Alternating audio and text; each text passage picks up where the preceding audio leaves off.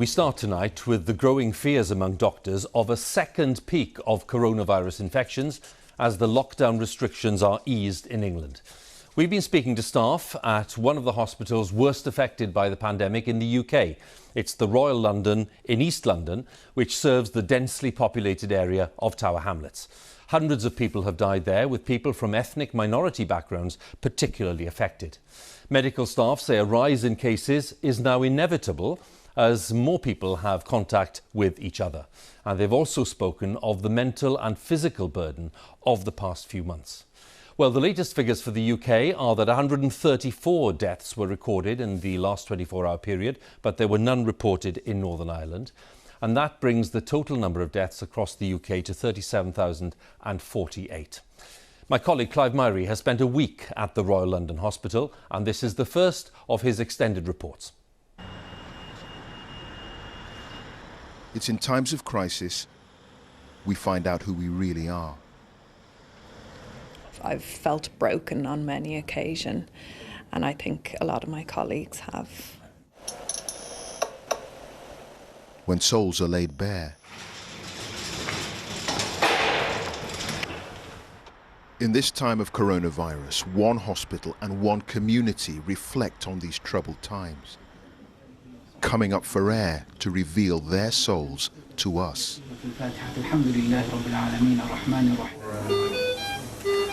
We saw the fragility of life. This guy's not going to survive the night. Yeah. We'll have to call the family. I'm going to take out your tube now. We saw its strength. Well done. How does that feel? Yeah?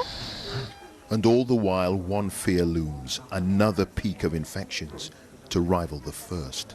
We were 20 beds away from being overrun.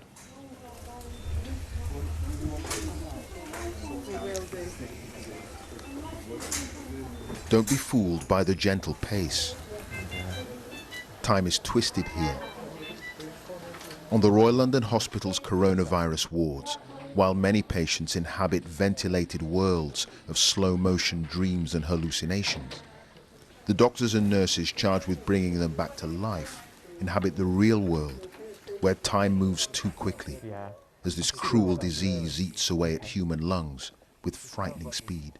Can we just do a couple more suctions, if that's all right? But the medical staff, including consultant PJ Zolfagari, have their own nightmares. On the back foot again. Are you expecting a second wave?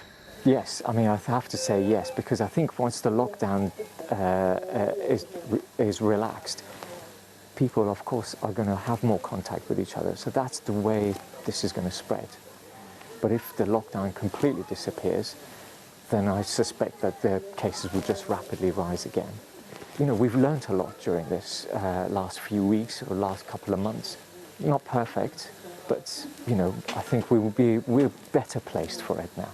Then, as our interview ends, he's called away. I'll be 2 minutes. His 2 minutes turn into several agonizing hours. You see, you're working hard to ventilate, aren't you? We had permission from all the patients or their families to film. Do we have any more attributes? And Krishna Pillai Yogan's vital signs have worsened. Yeah. He's just 55. It's going to cause a bit of a problem here. And again, go. The professionalism of the team is stunning. Years of experience are gathered around this bed.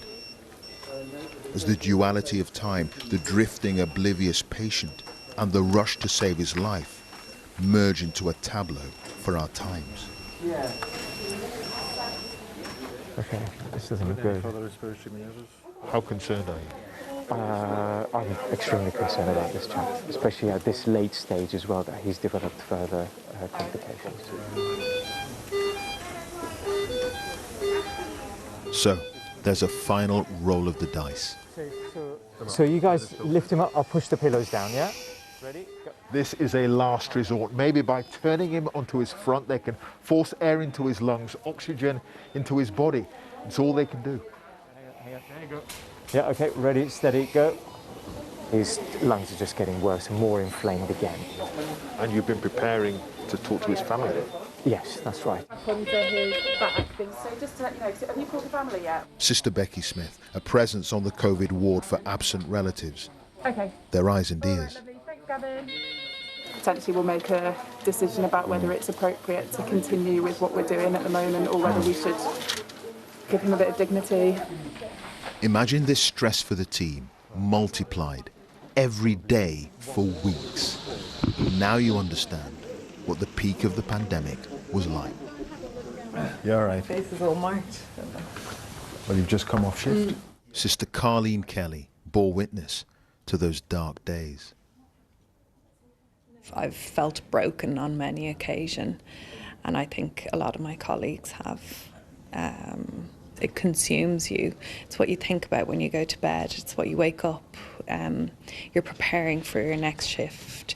You're relieved that the previous shift is over. You're sad. It's huge. It's a huge emotional burden.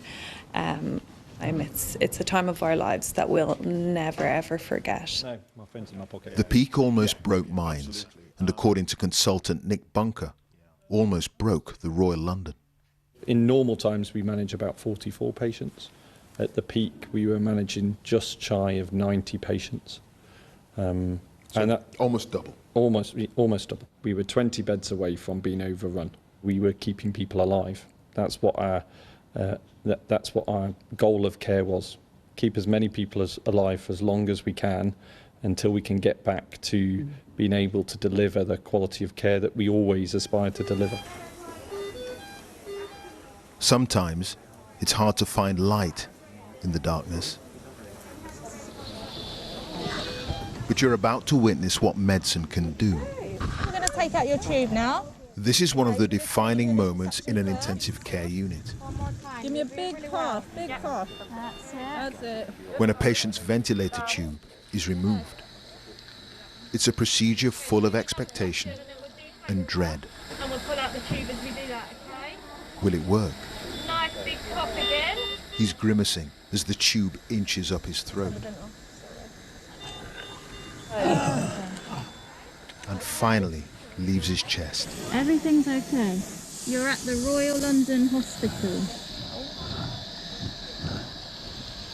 The heavy breathing of a man given a second chance. It's a victory for everyone and a morale boost for everyone as well. Now, as I said, he's still not out of the woods, but at least he's doing good, and we're very, very pleased to where he's got him. But there are other defeats. Sadly, that evening, Krishna Pillai Yogan died. Another soul lost.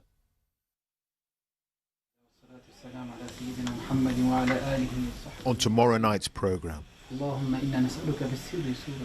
a prayer for the dying and the morgue struggling to cope. At the height, we were dealing with around 25 bodies daily coming into the morgue because the cemeteries and other funeral services weren't able to cope. Clive Myrie, BBC News.